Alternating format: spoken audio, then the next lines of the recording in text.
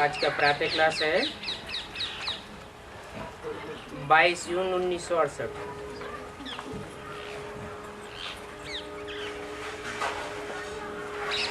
बच्चों का अभी पढ़ाई में ध्यान किस में जाना है?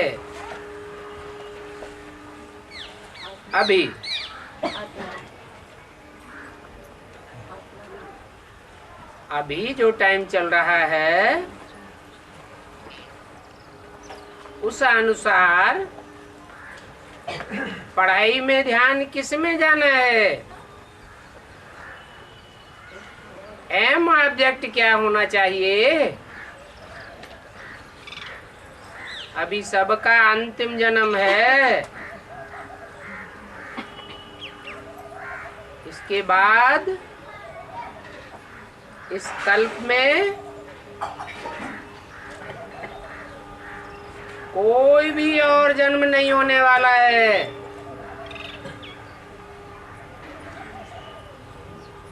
अंतमते सुगति होने वाली है। आत्मा की जन्म जन्मांतर की गति होने वाली है। तो पूछा, अभी पढ़ाई में ध्यान किस में जाना है? एम ऑब्जेक्ट तो सामने खड़ी है।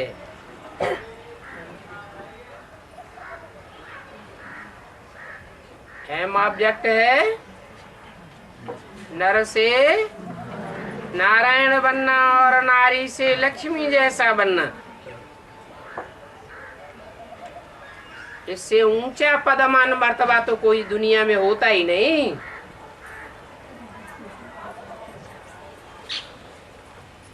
एक नारायण ही ऐसा पार्ट है संसार में, और देवियों में एक लक्ष्मी ही ऐसा पार्टधारी है जो ऊंच ते ऊंच पार्टधारी है। नारायण की तो शास्त्रों में भी कोई ग्लानि नहीं है। नहीं तो मनुष्यों की तो ग्लानि की बात ही छोड़ो। 33 करोड़ देवताओं में से एक एक की ग्लानि की है।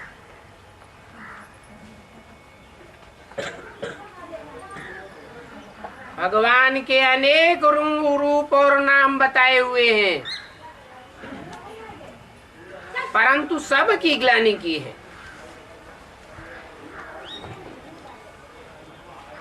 लेकिन नारायण की कोई ग्लानि नहीं है। तो अभी इस लास्ट जन्म में बाप आकर के तुमको ऊंचते ऊंचे लक्ष्य देते हैं। इस अंतिम जीवन का ऊंचे ते ऊंचा मर्तबा है नर से नारायण जैसा देवता बनना।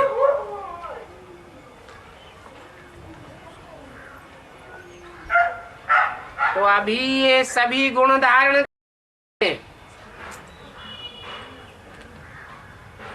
अगर अभी नहीं धारण किए तो कभी धारण नहीं कर सकेंगे। और कोई जन्म ये पढ़ाई का नहीं मिलेगा जहां ईश्वर आकर के खुद पढ़ाई पढ़ाता हो। अपनी जांच करनी है। हमारे में ये लक्ष्मी या नारायण जैसे सभी गुण हैं, क्योंकि जो जानते हैं उनका ही ध्यान जावेगा, और तुम बच्चों का ही ध्यान जाना है।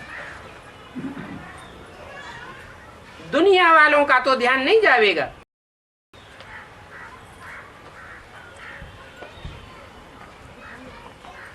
दुनिया वालों का ध्यान जाएगा उस पढ़ाई में। मास्टर बनेंगे, कलेक्टर बनेंगे, मंत्री बनेंगे, प्रधानमंत्री बनेंगे, वो सब अल्पकाल के मर्तबे है। बाप तो आकर के ऐसा एम ऑब्जेक्ट देते हैं जिनकी यादगार, जिनकी भव्य मूर्तियां, जिनके भव्य बड़े बड़े मंदिर, लक्ष्मी नारायण मंदिर शहर शहर में बने हुए हैं। ऐसा भव्य मंदिर यादगार और कोई का नहीं बनता। तो अभी ये है पढ़ने और पढ़ाने पर मदार। ईश्वरीय पढ़ाई पढ़ना है और ईश्वर की पढ़ी हुई पढ़ाई ही औरों को पढ़ानी है।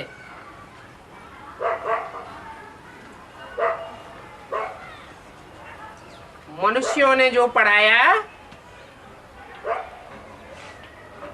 वो तो अल्पकाल के मर्तबे है और एक जन्म की पढ़ाई पढ़ाई है।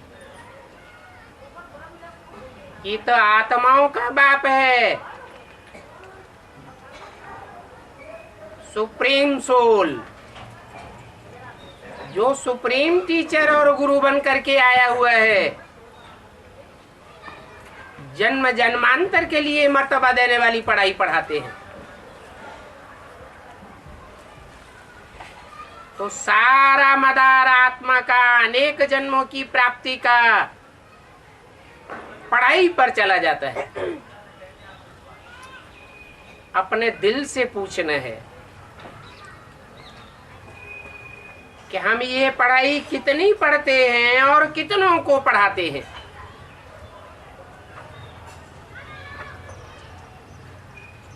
अभी संपूर्ण देवता तो कोई बना नहीं है।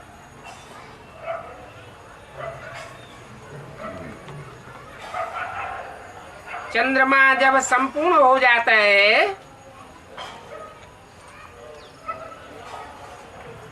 तो कितना खिला हुआ दिखाई पड़ता है। अभी तुम्हारी आत्मा की भी कलाएं खत्म हो गई है। आत्मा 16 कला संपूर्ण बननी है नंबरवार पुरुषार्थ अनुसार। ये तो बच्चे भी समझ सकते हैं और टीचर भी समझ सकते हैं कि हम कैसी नंबरवार पढ़ाई पढ़ रहे हैं। ये भी जानते हो इम्तिहान में अभी देरी है। छोटे छोटे एग्जाम तो चलते रहते हैं परंतु फाइनल एग्जाम अभी हुआ नहीं है। तो भी ये सुप्रीम बाप, सुप्रीम टीचर एक एक बच्चे के ऊपर नजर रखते हैं। ये क्या कर रहे हैं? अल्पकाल की प्राप्ति में जा रहे हैं या जन्म जन्मांतर की जो सदा काल की प्राप्ति कराने वाला बाप है उसके बताए हुए इशारे पर जा रहे हैं। अपनी तकदीर से कितना ऊंच पद बनाए रहे हैं। तकदीर बनाने के लिए तदबीर बताने वाला बाप तो आया हुआ है। सभी फूलों की ओर देखते हैं क्योंकि फूल तो सभी बनने हैं ना। ये बगीचा है ऊंचते ऊंच बागवान का, और इस बगीचे में हर एक फूल अपनी अवस्था को जानते हैं।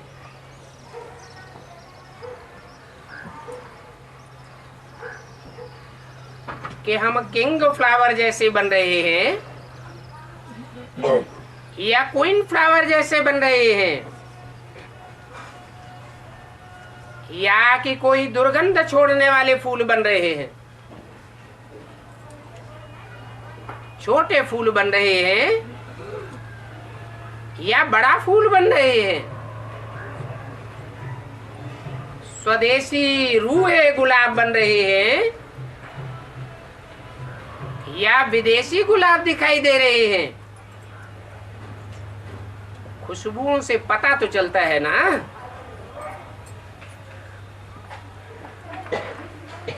अतीन्द्रिय सुख में जीवन हर एक को ड्रामा प्लान अनुसार भासती जाएगी।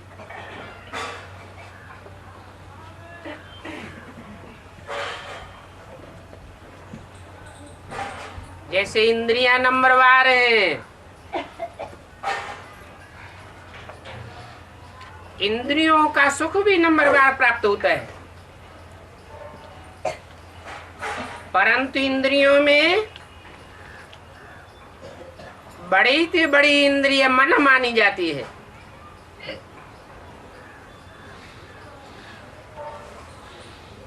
मन अगर कोई इंद्रिय का साथ न दे तो भी सुख दुख नहीं भोगा जा सकता,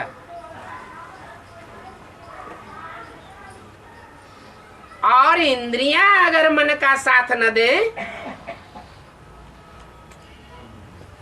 तो मन से सुख और दुख भोगा जा सकता है। मन जब निर्मल हो जाता है तो इंद्रियों के सुख की दरकार ही नहीं रहती। इसलिए शास्त्रों में गायन है, अतीन्द्रिय सुख पूछना हो तो गोप गोपियों से पूछो।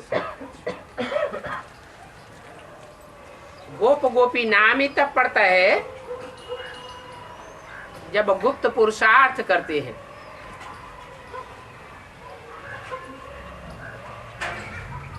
पुरुष आत्मा को कहा जाता है। आत्मा के अर्थ जो भी किया जाता है वो अपनी आत्मा का भी कल्याण करता है और सारे संसार के कल्याण के लिए भी होता है।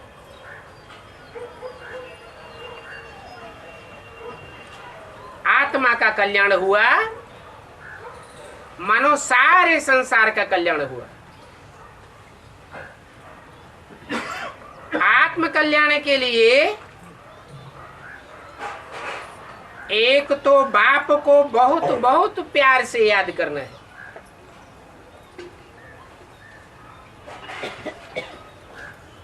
क्योंकि याद करने से ही हम बाप के घर में नंबरवार रिटर्न होते हैं। जो बाप के घर में पहले पहले जावेंगे वो नई दुनिया स्वर्ग में भी पहले पहले आवेंगे और पहले ही नंबर का मर्तबा पावेंगे। नहीं तो जिस नंबर में जावेंगे उस नंबर का मर्तबा पावेंगे।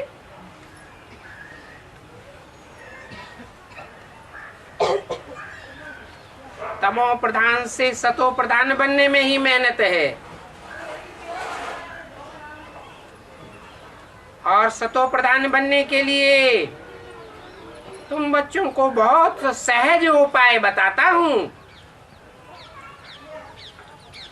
क्या?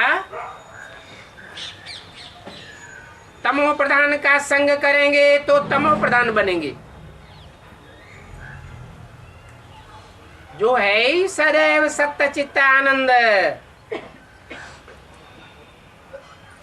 उधर सदा शिव का ध्यान करेंगे, याद करेंगे, संग करेंगे, तो जरूर सतो प्रधान बनेंगे।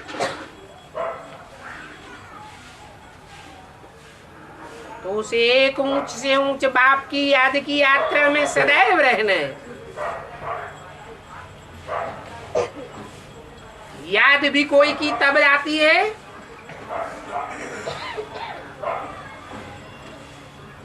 जब उसे आंख से देखा जाता है, इंद्रियों से अनुभव किया जाता है।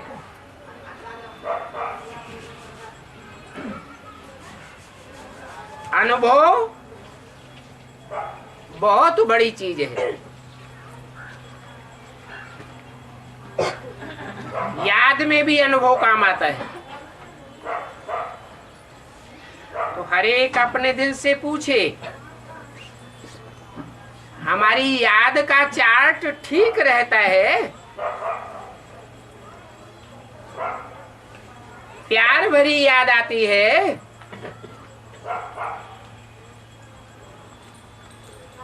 और ऐसी याद के रिजल्ट में औरों को भी आप समान बनाता हूं।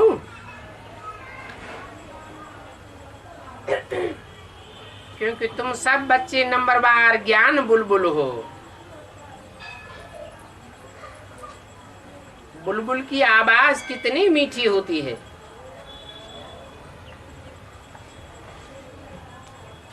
तुम्हारी ज्ञान की आवाजें तामसी आत्माओं को भी दिल खुश कर देती है।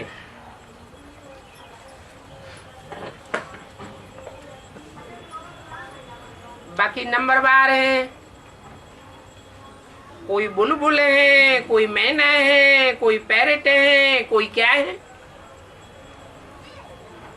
कोई तो कौए भी है। कितनी कर्कश आवाज सुनाते हैं।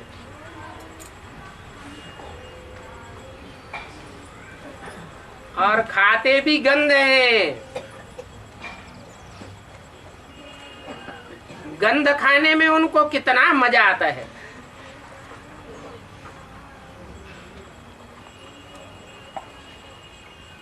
तुमको कबूतर नहीं बनना है, कौआ नहीं बनना है। तुमको तो शास्त्रों में जो प्रसिद्ध है, शिव बाबा के मंदिर के तोते बनना है, जिनको ज्ञान की कंठी पड़ी हुई है।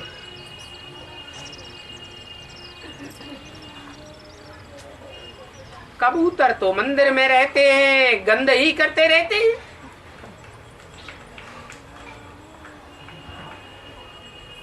उनके मुख से आवाज भी नहीं निकलता। आवाज निकालना भी चाहते हैं तो भी अंदर की अंदर गुटरूं करके रह जाती है। कर्म ऐसे किए हुए हैं कि ज्ञान की आवाज मुख से नहीं निकाल सकते।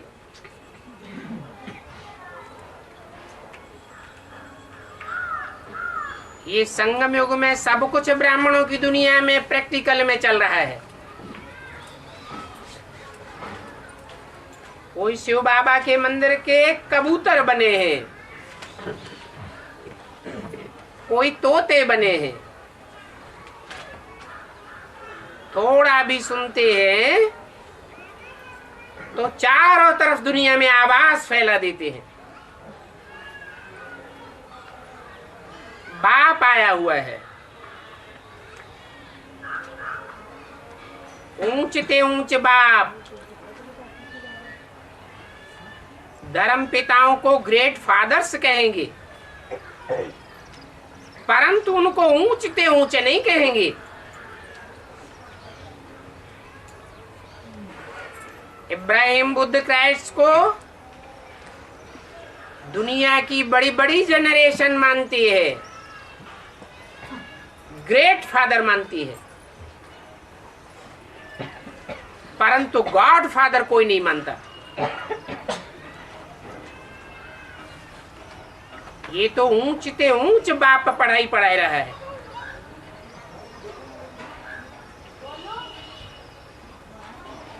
तो इशारा देते हैं, अपने अंदर से पूछना है। और ये अंदर अंदर पूछना बहुत सहज है। दिल में आवाज आवेगा,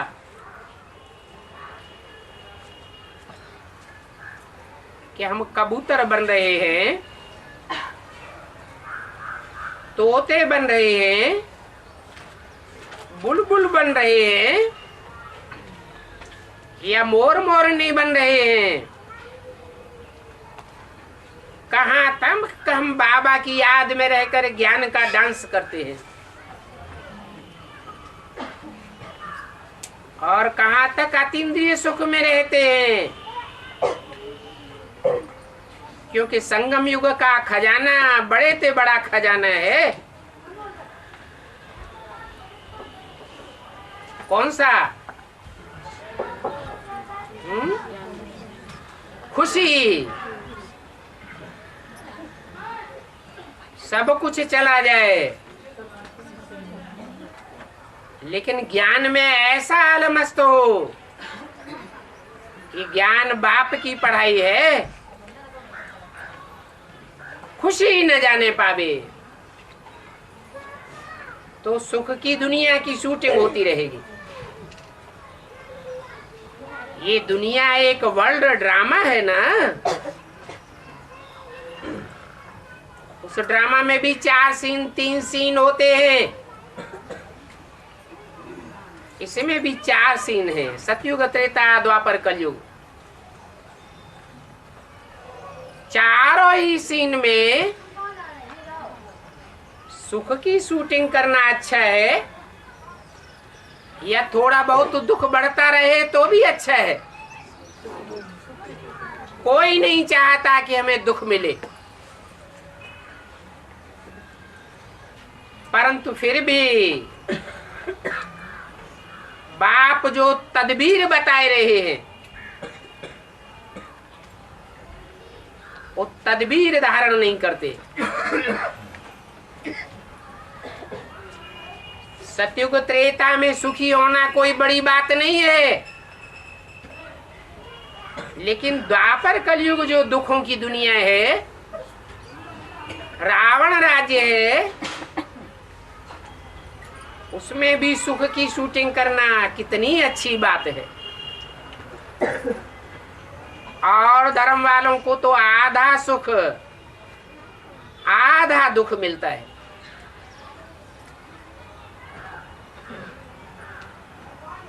कम जन्म लेते हैं तो भी, और ज्यादा जन्म लेते हैं तो भी, परंतु तुम बच्चे बाप के बच्चे हो, सुप्रीम टीचर के स्टूडेंट हो। तुमको इस 84 के चक्र में पौना हिस्सा सुख और चौथाई हिस्सा दुख नुदा हुआ है। कोई कोई ऐसे बच्चे भी हैं जो 82-83 जन्म भी सुख में रहते हैं। तो कितने भाग्यशाली बच्चे होंगे। ऐसे अच्छे अच्छे बच्चों का संग करना चाहिए, फॉलो करना चाहिए। मनुष्य से देवता बनना है ना, कच्चा देवता बनना है या पक्का देवता बनना है? कच्चे देवता बनेंगे तो सतयुग त्रेता में भी कम जन्म होंगे, और द्वापर युग से दूसरे धर्म में कन्वर्ट होते रहेंगे।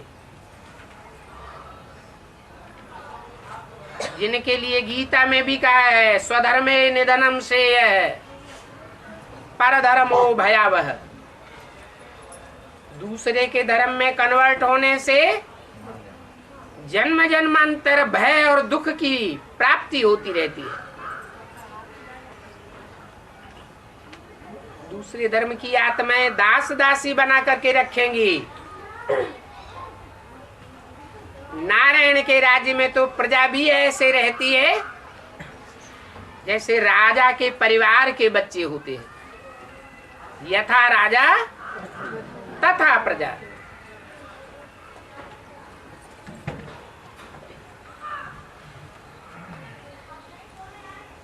तो मनुष्य में ऊंची से ऊंची जाति कौन सी है? ब्राह्मण। और ब्राह्मणों में भी नंबरवार ब्राह्मण बनते हैं। 9 कुरियों के ब्राह्मण गाए जाते हैं। तो श्रेष्ठ से श्रेष्ठ कुरी का ब्राह्मण बनना है ताकि हम ऊंचे से ऊंचे देवता बने। बाकी मनुष्य तो मनुष्य ही होते हैं। वो मनुष्य मन चलाने वाले होते हैं, मन चले होते हैं। उनका मन पूरा कंट्रोल में नहीं रहता। इसलिए मनु की औलाद मनुष्य कहे जाते हैं।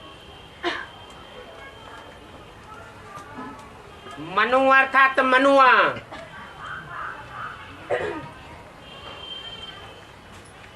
शिव बाप आते हैं तो 3 मूर्तियों के द्वारा संसार में प्रत्यक्ष होते हैं। उनमें एक मूर्ति मनु भी है जिसका मन बहुत चलायमान होता है। त्रिमूर्ति में उसको मन रूपी घोड़ा कहा गया है।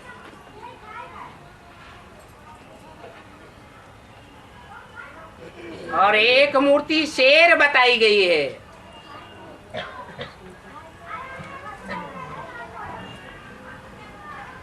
शेर भी 2 प्रकार के होते हैं। एक बब्बर शेर होता है और एक चुस्त और चालाक होता है। टाइगर या बाघ कहा जाता है।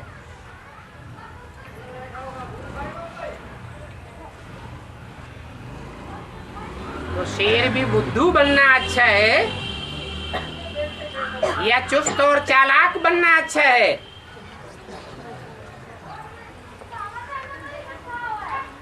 बुद्धू पढ़ाई कैसे पढ़ेगा? चुस्त बुद्धि होगा तो अच्छी पढ़ाई पढ़ेगा। और अच्छी से अच्छी पढ़ाई पढ़ाने वाला तो एक ऊंच से ऊंच बाप ही है जो मन चले मनुष्यों को अमन बनाता है। मन के ऊपर फुल कंट्रोल करने वाला बना देता है। देवता बनाता है। देवताओं का मन चलायमान नहीं होता।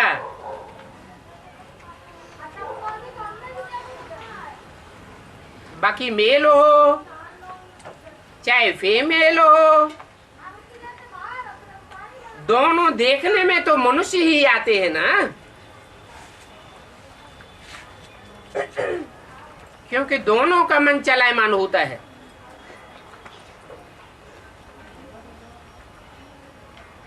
फिर तो मनुष्य ईश्वरीय पढ़ाई पढ़ के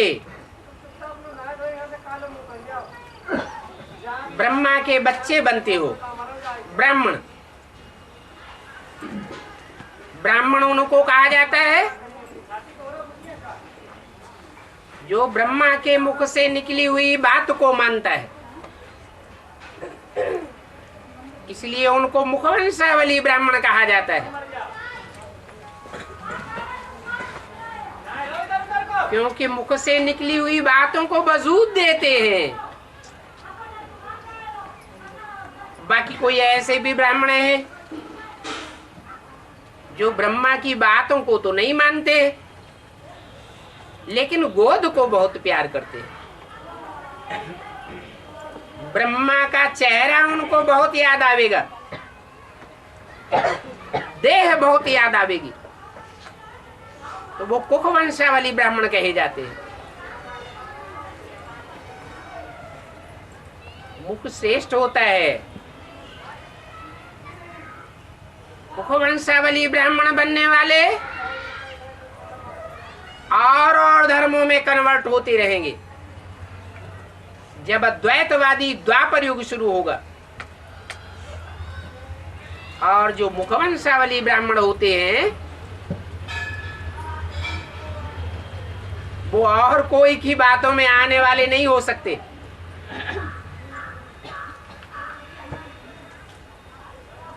कोई से प्रभावित नहीं होते, क्योंकि औरों से जो प्रभावित होता है वो उनकी प्रजा बनता है।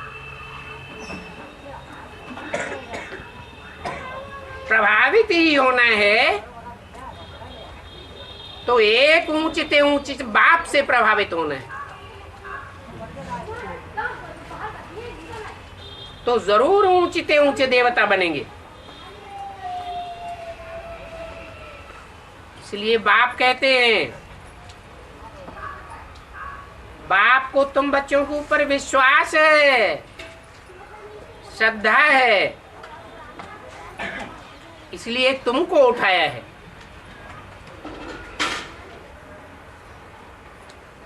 कहते हैं कि तुम बच्चों के सिवाय और कोई भी दुनिया में देवता बनने वाला नहीं है।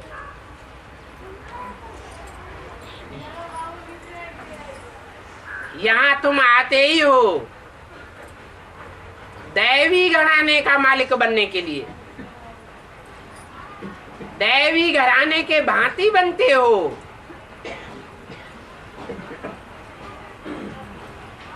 तो वहां भी तुम दैवी घराने के भांति बनेंगे।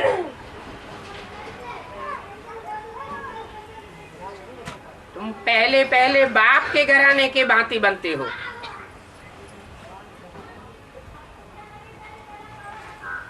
बाप के घराना ऊंचते ऊंच घराना है। उस घराने के जो भांति बनते हैं उनमें कोई भी राग द्वेष आदि नहीं होता है।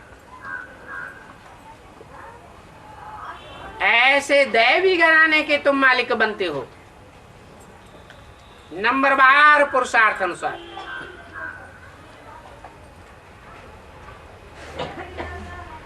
तुम ऐसी दुनिया में जाते हो जिस सारी दुनिया को ही कहा जाता है दैवी परिवार।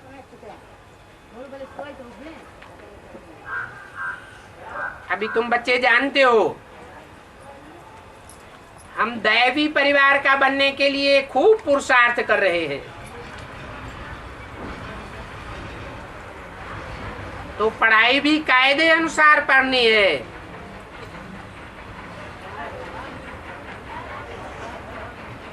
ऊंचते ऊंच बाप की पढ़ाई को कभी मिस नहीं करना चाहिए। भले बीमार भी हो जावे, 106 डिग्री बुखार भी चढ़ जावे, तो भी बाबा की मुरली मिस नहीं करनी है। तो टीचर का कितना प्यार रहेगा।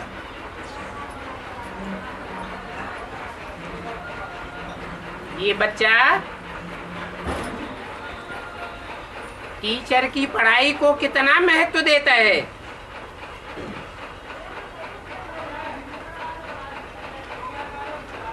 सदैव शिव बाबा याद रहे। बाप के रूप में, टीचर के रूप में, गुरु के रूप में। और याद करने में तो मुख चलाने की भी बात नहीं है। आत्मा सिर्फ जानती है, बुद्धि में धारण करती है हम शिव बाबा के बच्चे हैं।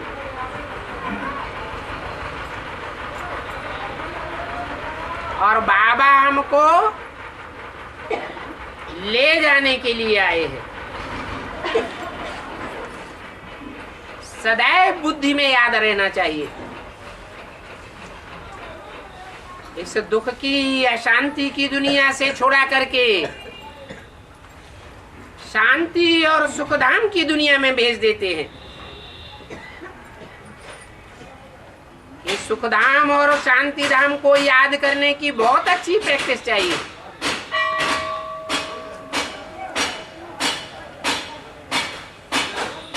भले कहाँ भी पड़े हुए हों,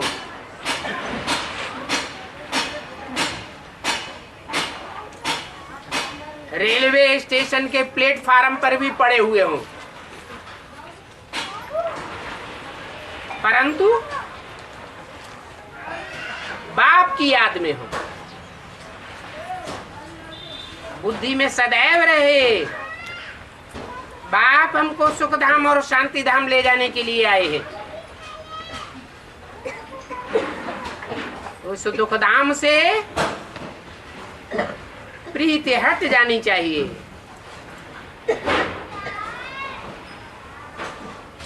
तुम अब शांति धाम में जाने वाले हो। कितना सहज बातें बताते हैं। बहुत हैं जो इन सहज बातों की भी बहुत धारणा नहीं कर सकते हैं। अच्छा, इन बातों को भी छोड़ दो, तुम याद में तो रहो।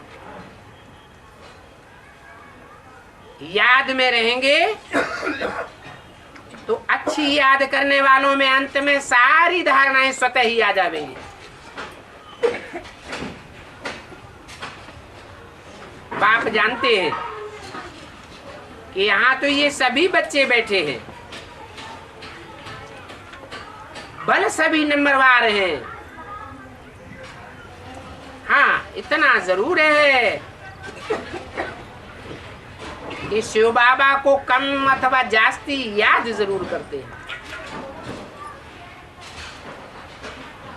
और सबकी बुद्धि में बैठा हुआ है कि हमको और संग तोड़ एक संग जोड़ करके रखना है।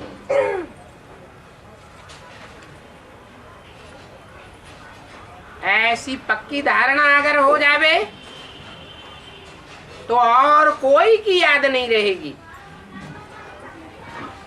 परंतु इस बात में ही पिछाड़ी तक पुरुषार्थ करना पड़ता है।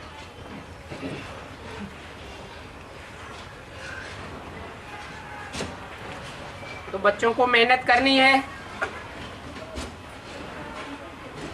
कि अंदर में सदैव एक शिव बाबा की ही याद रहे।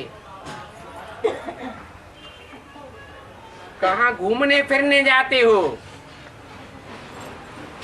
तो भी अंदर में बाप की याद रहे, बुद्धि में रहे। ये दुनिया तो भस्म होने वाली है। ये देह के संबंध, ये देह के पदार्थ, ये सब भस्मीभूत होने वाले हैं।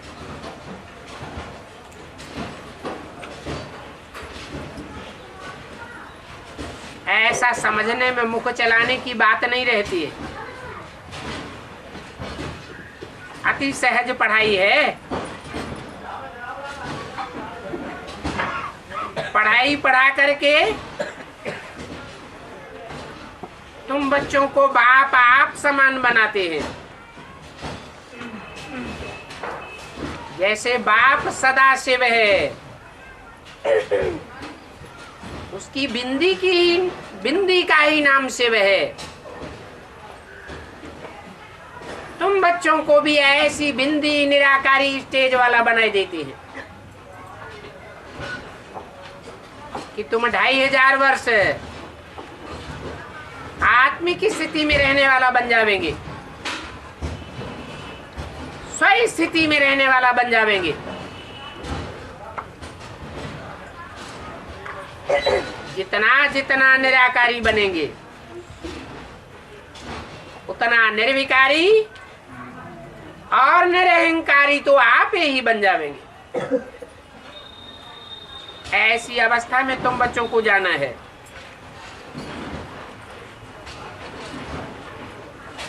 इस दुनिया के रंगमंच पर तुम जिस अवस्था में आए थे बाप के घर से, उसी अवस्था में तुमको जाना है। ये तो जानते हो कि सतो प्रधान अवस्था सतयुग में होती है। ये बात समझने और समझाने की कितनी सहज है। तो घर का काम काज करते चलते फिरते अपन को फूल बनाना है, घड़ी घड़ी जांच करनी है हमारे में कोई गड़बड़ तो नहीं है।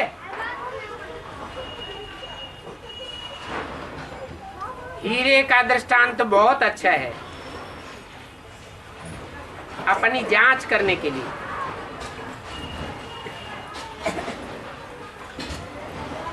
जांच करने के लिए तुमको तीसरी आंख मिली हुई है, मैग्नीफाई ग्लास।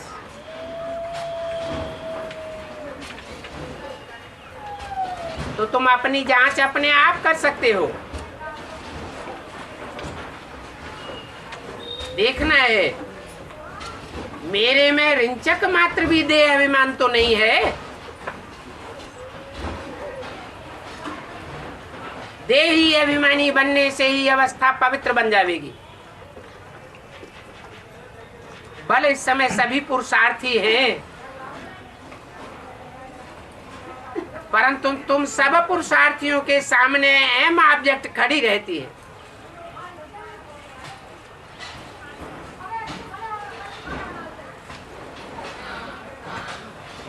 इसलिए बताया कि सबसे अच्छा पुरुषार्थ है नारायण को याद करना।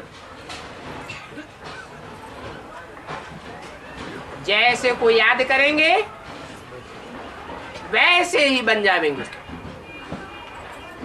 और अंत मते सो गति हो जाएगी।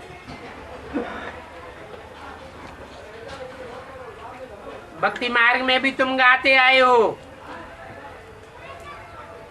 बाबा आप जब आवेंगे तो हम आपके सिवाय और कोई को याद नहीं करेंगे। बच्चे जानते हैं कि बेहद का बाप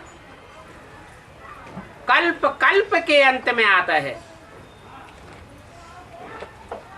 अभी भी तो बाबा आ गया है ना,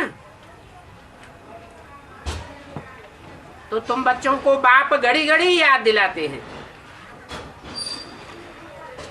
भक्ति मार्ग में तो तुम ऐसे ही गाते आए हो कि आप आवेंगे तो आप पर हम बारी जावेंगे। अभी तो प्रैक्टिकल करने का टाइम आ गया। अभी मैं सन्मुख आया हुआ हूं, तो औरों के संग बुद्धि का योग तोड़ना है। भले गृहस्थ व्यवहार में रहो, परंतु इसमें भी पवित्रता की मुख्य बात है। कमल फूल समान पवित्र रहना है। बल कमल कीचड़ में रहता है, परंतु कीचड़ से बाहर निकाला और 1 सेकंड में देखने में आता है कि कीचड़ का एक बूंद भी उस पर स्थायी नहीं रह पाता। तो कमल फूल का दृष्टांत इस बात का दिया जाता है।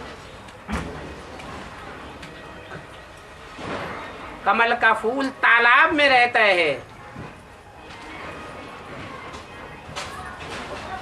नारायण को भी क्षीर सागर में दिखाया जाता है ना।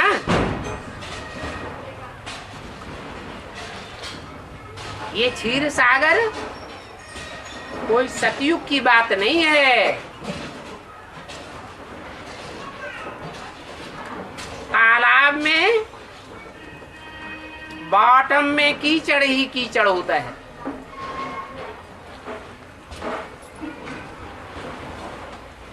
तुमको भी क्षीर सागर शाही नारायण जैसा बनना है।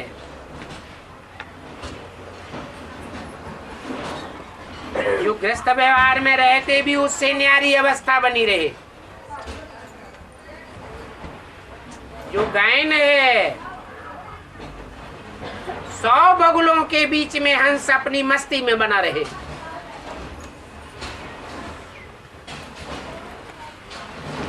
बगुलों की बकबक का कोई भी असर न पड़े।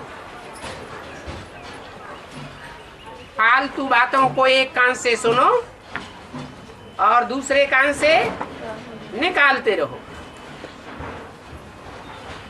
ओम शांति।